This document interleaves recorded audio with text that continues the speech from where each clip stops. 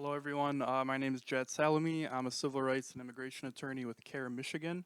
Part of the reason I was here today was actually to, give some comments on our stance of ending an agreement with Flock. So I commend the Ferndale Police Department for doing so. Um, so now, with raises another concern, which is with getting a new, brand of license plate technology. And I do just ask the Ferndale Police Department, while you're, vetting these different types of brands to make sure that, you're choosing a brand that is not sharing data with immigration enforcement like ICE. We've seen across the country ICE taking this data and using it to arrest people who have not committed any crimes. A lot of the time, even including United States, a lot of the times, even including US citizens. So there's a lot of constitutional violations and things to consider. So as you're vetting these brands, please make sure they're not giving information to ICE, either directly or even through, if you guys give information to like Detroit, for example. Detroit has an agreement with ICE that Detroit's not then giving that information to ICE to arrest law-abiding individuals. Thank you. You had your hands up for a while. Okay, you had your hand up earlier? Hi, I'm Jonathan. I live in Ferndale. This whole conversation feels really narrow. I'm happy to hear that we canceled the contract with Flock, but this is bigger than Flock. It's about mass surveillance. I don't want any kind of ALPR in our community. I reject the idea that it makes us more safe, which might be connected to an even bigger issue about how we police crimes. Personally, I feel like we do it by feeding people and housing people and giving them dignity, and that's a much bigger question, but it is the question for like, what do we want our city budget to look like as a statement of values? And I feel like that is what ultimately actually reduces crime, more so than mass surveillance and getting better at punishing people. I just reject that idea. So it's cool that we're not going to get Flock. I don't want any other company with this kind of lack of oversight and potential for exploitation and abuse. That's all.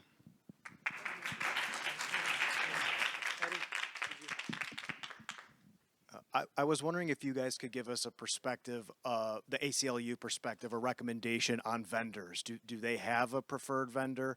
What other, yeah, please.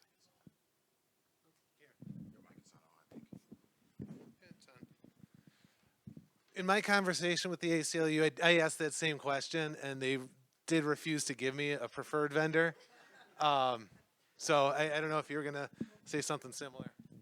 Just that you'll notice in that timeline in that handout was from 2023, the same as that blog post that was being handed out, and the rate at which things are changing on the national level is happen. I mean, we all read the news, right? And so I think it's really hard to answer that question in light of some of the stuff that's happening very quickly. But you'll notice a lot of the stuff in the handout is from this year, and LPL's investigations into ALPR began sort of in 2023. So again, that's in that time zone of the ACLU blog post. So I had a couple over here, and then one up front up there. Thanks. I think it's great that we have started digging into some of the details of the technology, how it's used, and historical trends. I think that we can look in the news today and see a lot of different places where technology very much like this is used, used by ICE, used by CBP. There was reporting that came out today about how Google is developing, and working with CBP on facial recognition tracking. And yeah, I mean, the same kind of technology is used in Palestine to track, track people there. And yeah, I mean,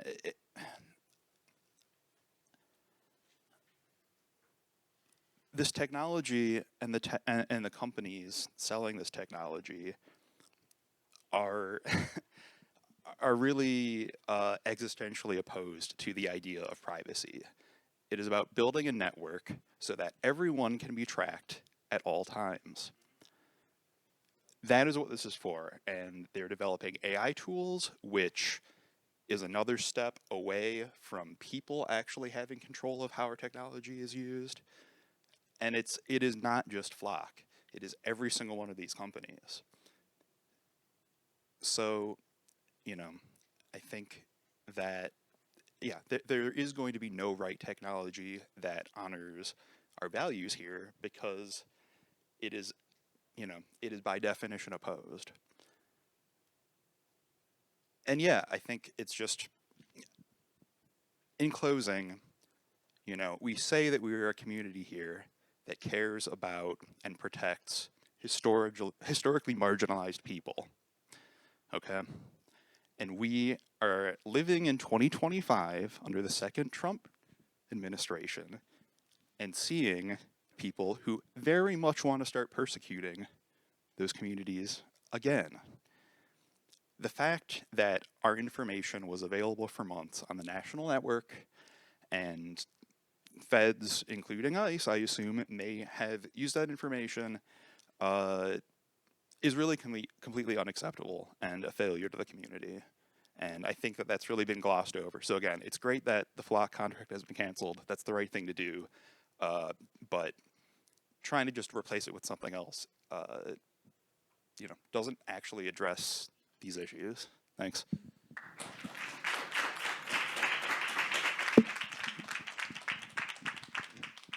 Hi. So, like many people here, I am delighted to learn that the Flock contract has been terminated. What I would like to know, though, is when we could expect to know when the next vendor is and how we will find out who they are. Like I said, we're in the process of vetting that right now. I anticipate it being soon because, in my opinion, we are already, I guess, at a disadvantage now for solving crime without having this technology in our community. So it's my intention to move forward quickly. I'm sorry? How what? How are they going to know? We will communicate. It'll be through normal channels, whether it's through our comms department or the city council agenda.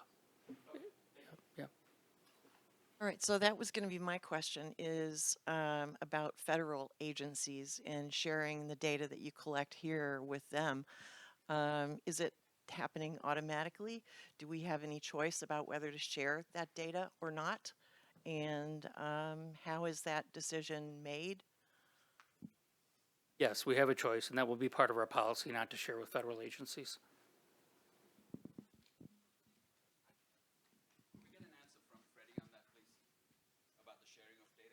What about? Because that question was asked. I think there's a question about whether or not that data can or cannot be shared with ICE and other federal agencies. Ready, that's you can answer that. I mean, We do. the question of if data can or cannot be controlled with sharing with federal partners. I mean, there's two big concerns. The first one is that all federal law enforcement agencies are being cannibalized by ICE. I mean, you see this in the IRS, you see this at DEA, you see this at FBI. So that's like one big concern, which is like, if I don't trust DHS, but I trust DEA, where does that data end up? Those are questions for, not for me. I can't answer that question. The second concern is that a lot of these, we mentioned about the data gets shared with one partner or two partners, and it all ends up in the same repository. The other question is, of course, that what we're seeing on a federal level is that every person who's accepting money from federal law enforcement grants, which is a huge part of the country, it's a huge part of police budgets locally, are being told that they have to sign contracts, that they have to share data with the federal government. And so, whether or not we can trust the local police is kind of an irrelevant question, because on the back end, the mechanisms of what allows police to function is all being set up to convey that data straight to the feds. So that's one of the reasons that we started that investigation in 2023, and ultimately what we found in 2025 was because we kind of foresaw this happening. So yeah, I mean, happy to talk some more.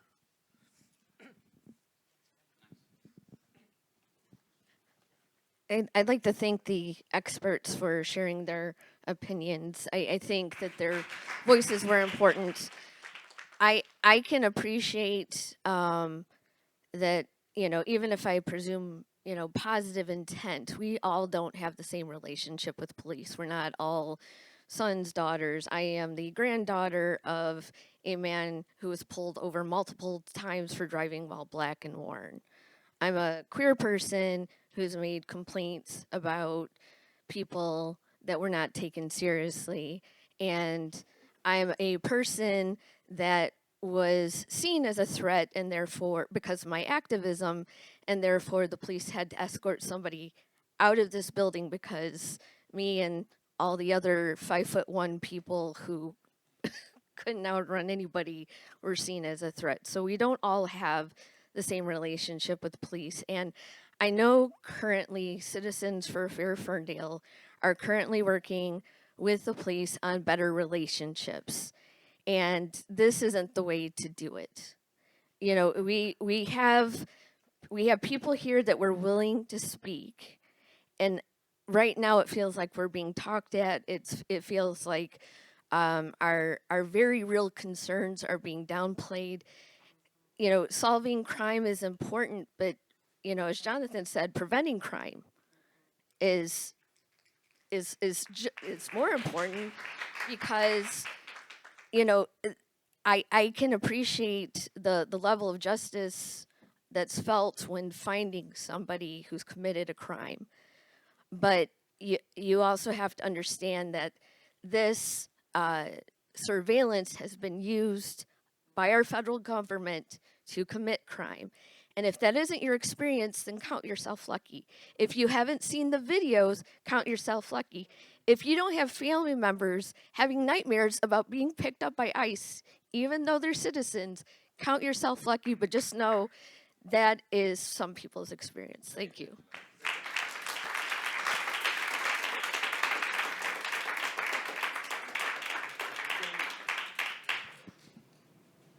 So I've heard a lot about the word dignity in this room today. And that young man that was murdered at 8 Mile and Woodward deserved the dignity of his crime being solved. And the other thing that I would say about that is the individuals that committed that crime, the ones that committed that crime, could very well, had they not been convicted, would be out there to commit similar or more heinous acts just like it. So there is a prevention aspect to this, is because they took somebody off the street that for a traffic thing killed somebody. Do you think that guy wouldn't kill somebody again? I think that he would. And that flock safety, like I asked before, would it have been solved without flock? And the answer was probably not. And so yes, there is a distinct component of deterrence by having the flock safety or a LPR type system in place.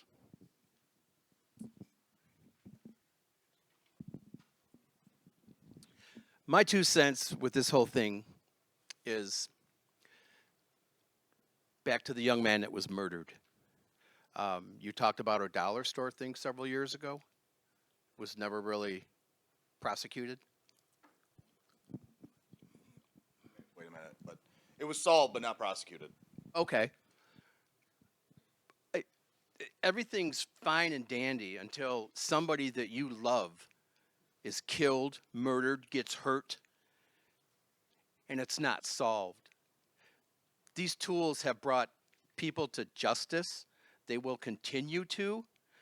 I think we're kind of making a mountain out of a molehill with some of this, and our rights being violated. I don't want my rights violated, but do you think I give a damn if my license plate is red when I go through an intersection? I could care. If I was doing something wrong, then maybe I need to be afraid. It's here to help all of us, in my opinion. Whatever. I don't think you like the community or anybody around here. I don't even know you. Man. That's all I got. All right, again, just a quick reminder, discourse with dignity, please. I just wanted to say that I think we're all here essentially for the same reason. We care about Ferndale. We care about the people who live here. We want them to be safe, and we want ourselves and the freedom to exist in Ferndale as we like, without worrying about our information being used improperly. I think that a lot of what I've heard, not a lot, like a lot of people are being very gracious, and that's awesome. But I want to remind everyone that we will have a better conversation here if we focus on those matters instead of trying to find ways to step on the people we disagree with, right? If we keep trying to prove the other side wrong, we're not going to move anywhere. So let's imagine that everyone here wants Ferndale to be a safe, happy place to live.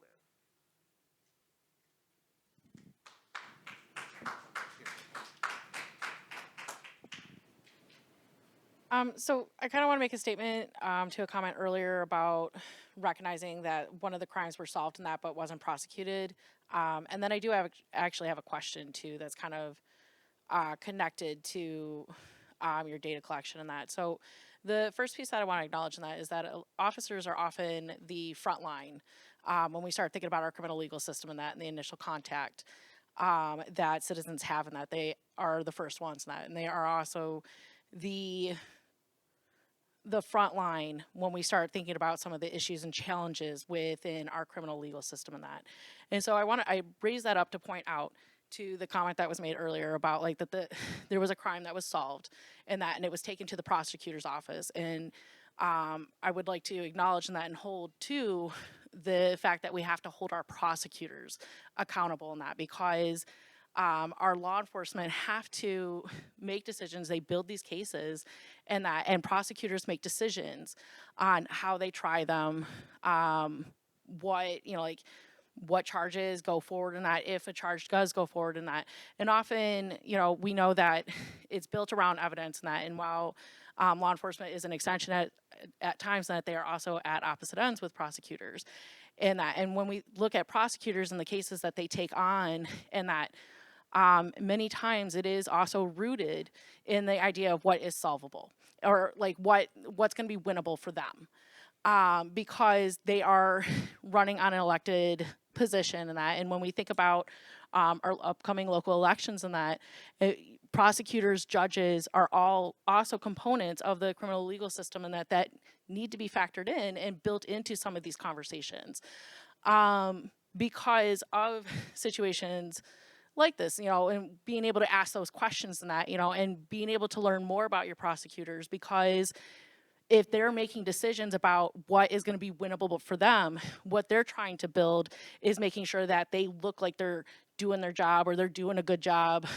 because they want to win an election, and so if they are not aligning with what is the priorities or the values of the communities and the counties that they are representing, then we have to hold them accountable in the elections. And this data transparency conversation, it is a larger piece than that, because law enforcement are, going back to this, are the front lines for being asked to provide data in that. But we also need to ask our judges, we need to ask our prosecutors for data as well. Like, what are the cases? Why are you doing that? Because there's good and bad in that, because prosecutors can pressure law enforcement to stack charges or to stack evidence and that, but they also make a lot of decisions that also counter or can sometimes undermine the hard work that law enforcement's doing. So I just wanted to share that. And then the question that I have that I wanted to raise up into this as well, though, is within this policy that you're provided, and I know I'm trying to hurry, sir, but the question that, taking a look at your policy and that, there's a couple of things that you have outlined on here that ALPRs are not to be used for. and that, but I'm curious as to how often flock was being used and what was the type of crimes that it was being used for in that, because there's been examples that are highlighted in some of the most egregious types of crimes in that, but your data transparency dashboard doesn't often highlight this amount of levels in that. So like the question is how often are you actually accessing or utilizing flock, and what were the types of crimes that you were using it for if all we see is what you weren't going to use it for? I guess the simple answer is any crime we investigate, and we use any tool we can within our legal means to do so. We highlighted some of the more egregious crimes because that's really why we invested in the technology. If somebody doesn't solve a retail fraud, it's not a big deal. But somebody doesn't solve a murder in our town, that's a really big deal. That's why we invested in the technology, not for the retail fraud, but it doesn't mean that we don't use it for all of those crimes. It's at our disposal. It's completely reasonable. We use it for that. We don't use it for civil service. We don't use it for immigration, and we don't. It's not a traffic camera. There's many states where that's legal. We don't do any of that. We reserve it for criminal investigation, and that's the end of the story. So my question is in light of the Washington state ruling that Flock specifically, but more generally ALPR records owned by cities are FOIA-able. So given that Washington has just ruled that anyone can FOIA request ALPR records, in addition to some of the comments that were made about the changing federal landscape, which is giving local agencies less and less agency over the ownership of this data, is there any policy that we can, realistically, is there any policy that we as a city that can craft that is robust to those changes and that actually protects our data? Because what I'm seeing is that the legal standing of ALPR data is not really understood, and it's evolving, and that's, I think, a dangerous thing for us to start generating a huge amount of data that we have no control over what it's used for, really, at the end of the day.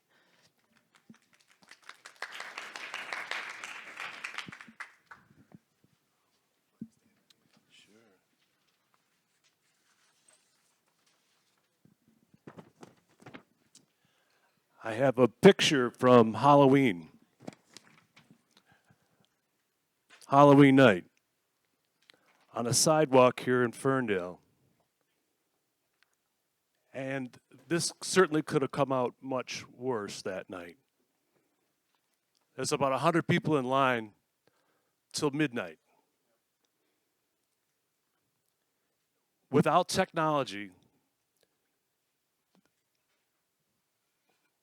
we would have realized one of the worst catastrophic things in our country. And it's technology. It's a slippery slope. There's two sides to this. We need the technology.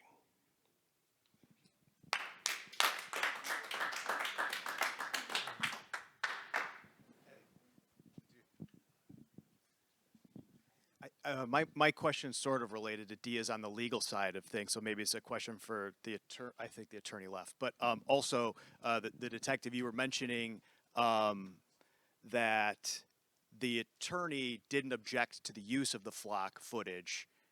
I'm wondering, have there been any cases where either the flock footage wouldn't be allowed by the judge in the case, and or what would be the reason an attorney would object and that objection would be sustained? Do we have any idea or examples of that in any recent court cases? In ours, no. I have not run into that because it has been proven to be constitutional. All right, so we're going to go with two more questions, because I see Chris raised his hand at the last second as I was getting in. Thank you. Comment slash question. So in our flock policy, it did state that a prohibited use of the ALPRs was for immigration enforcement. But during the period when we were in national lookup, we know that the data was searched for immigration purposes. So if we move forward with any ALPR technology, how can we hold you accountable if you don't hold yourselves accountable?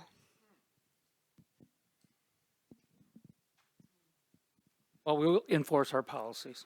That happened. That was one of the reasons that Flock is no longer our vendor. They were supposed to be one-to-one sharing, and then they changed their national lookup policy without notifying us. We found out after the fact. Going forward, that is going to be one of the concerns while we were vetting vendors to make sure that doesn't happen again. We want to learn from that and move forward, but we don't want to abandon a valuable tool. All right, I'm not sure if people are going to hate me after this, but I simply do not care because I am very confident who I am.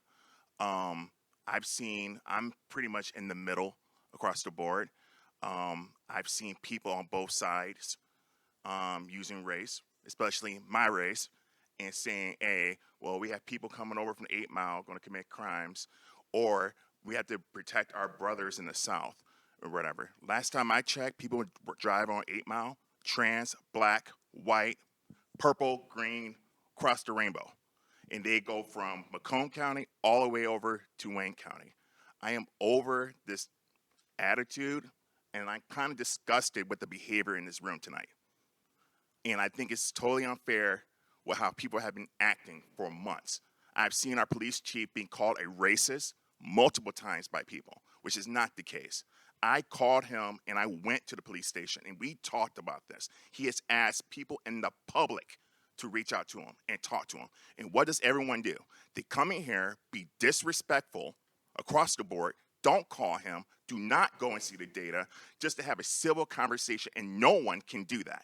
And you guys act like Ferndale is all about LGBTQI, whatever, right? And as a gay man, it drives me nuts. I have been called a nigger in Ferndale, a fag in Ferndale by actually residents who are part of both communities and across the board. Y'all need to get your acts together. If you want to move forward, get it together.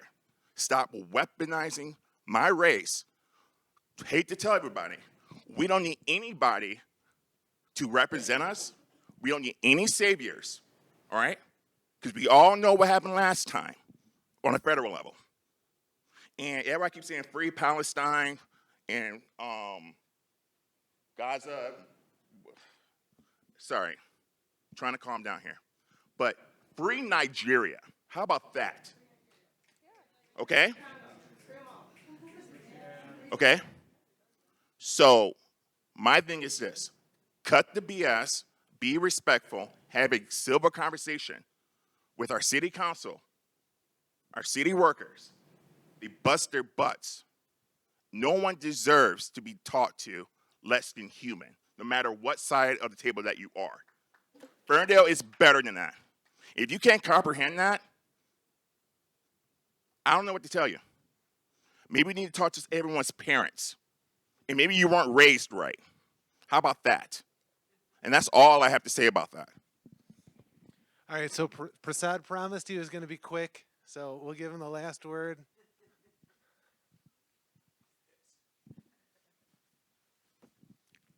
I have 3 very brief things to say. When we're discussing Axon, I think it's important to recognize that Ron DiVitiello was a former ICE director who's now in charge of Axon's program with DHS. 2, the presence of Flock and the conversation around Flock for the past 2 years has distorted the actual conversation that we should have been having and should be having in this community, and that is about public safety and what it means. That in fact, what exact problem is Flock solving was never answered when the pilot contract was actually started. Number 3, and I'll say this in response to the comments that were just made. As somebody who was an immigrant until July, before I got my citizenship, I have lived in terror since January because I'm outspoken on Palestine, and I've been outspoken on DEI stuff and labor rights, all the things that are now being targeted by the current administration. So I know what it feels to be targeted. I know what it feels to live in fear. And I have friends and family who have been disappeared. So what did I do? I have reached out with the Ferndale Inclusion Network endlessly since 2020, late 2022 and in early 2023 to talk about FLOC, to talk about civil liberties and privacy, and to ask for a conversation about public safety. What did it get me? It got me lies from the previous city manager claiming that I never reached out when actually I had at a meeting, a public meeting held by Kat Brunner James. When I applied for the Community Policing Review Board, 6 or 7 of us applied who had some expertise in issues of race, in issues of surveillance, in issues of technology. I have a computer science degree. We were deliberately excluded because the deadline which was the deadline, when the deadline came and went for nominations, 6 of the 8 applications were from us. We heard that in a city council meeting, and the deadline was then extended particularly to exclude us. And I have that on good authority. And we never received a single note from the city, either from the mayor or the city manager, telling us why we had been excluded or even thanking us for applying. We have been to countless meetings to bring this up. We have for 2 years asked for civil liberties and civil rights and constitutional rights experts to come here and address council and address the community. And we have been, all through, we have been disenfranchised on that question. So I worked along with my friends in the Ferndale Inclusion Network to bring experts like Freddie Martinez from the Lucy Parsons Lab, and to work with CARE Michigan to bring in civil rights and immigrant rights perspectives. Why couldn't the city have done this? Why is there not an ACLU lawyer here? And we have, I mean, I don't have a problem with the fact that you did it, James, but you're not a lawyer. We could have had the ACLU here to have that conversation. Finn spoke with Gabby. And we now know that ACLU best practices was 2 years old. Jay Stanley from the ACLU, if you just take that name down and Google it, read what Jay Stanley has had to say. He is the leading authority from the ACLU on FLOC and all ALPRs and surveillance technologies. And if you read what he says, you will find it has no bearing or has very little resemblance to those ALPR best practices because, as Freddie said, things have changed significantly. So yes, I have tried hard. I have stood here as an immigrant talking about my safety. I have stood here as a citizen talking about the safety of immigrants around the country. And I have stood here asking for us to think about the Fourth Amendment and to think about civil rights, civil liberties, and privacy. And I have been disenfranchised at every opportunity, including last night and this morning. So yes, do I have a problem? I do have a problem with the conversation that's going on here. I am asking for a conversation on public safety. What does it really mean? And can we have that conversation first without having to vote on giving tens of thousands of our dollars to a company that is one of the most unethical companies? And you want to find out about Axon? Go look it up. Find out how ethical they are. Their entire ethics board resigned 4 years ago because of what Axon wanted to do. So let's talk about ethics, let's talk about privacy, let's talk about civil liberties, and let's talk about public safety in a way that really benefits our community.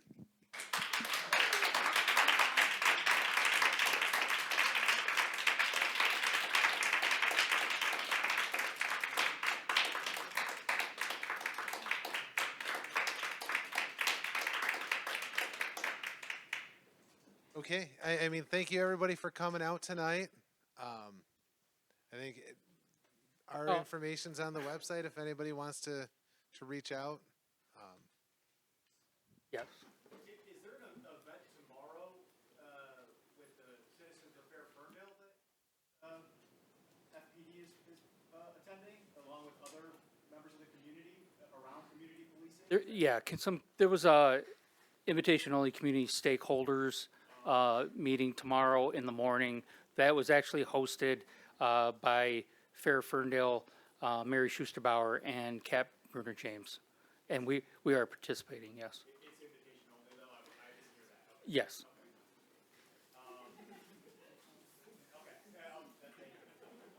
Thank you.